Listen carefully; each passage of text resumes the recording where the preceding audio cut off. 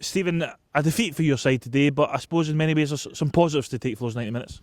Well, I think there is. When you consider that St Johnstone had, 5 overage players playing, we knew right away it was going to be a test.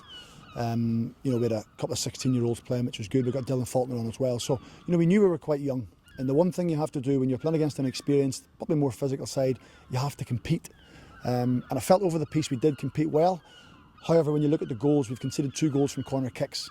And that's the side of the game you have to be better at when you play against older players. You have to learn to use your body more. They put themselves in good positions, physical strength. So it was disappointing from that point of view that we lost all 3 goals from set plays. But in general play and how we passed the ball, chances created, particularly first half, really, really pleased. So you must be delighted with that first half, because not only did you create the chances you talked about, the goal you scored was a wonder goal. It must be Motherwell's goal of the season, surely. Well, it was.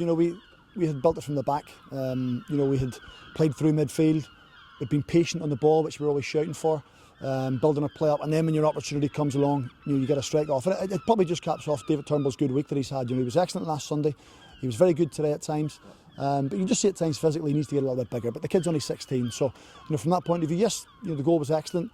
I would like to have had another one, before half time, because I felt that the play we had, the chances we had, we probably should have been further ahead. That just gives you a little bit of a cushion.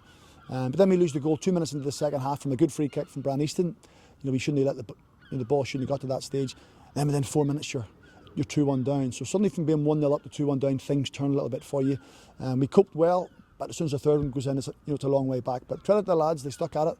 They still tried to pass the ball. They still wanted to make it and try and build from the back. So yeah, generally pleased with the all-round play, but disappointed how we conceded the goals. Does that goal just after half time become more of an issue when it is young kids, because it can deflate experienced players when you've done so well to get yourself ahead and almost you've undone all your good work by a free kick which is almost you can't do really anything about other than not give it away?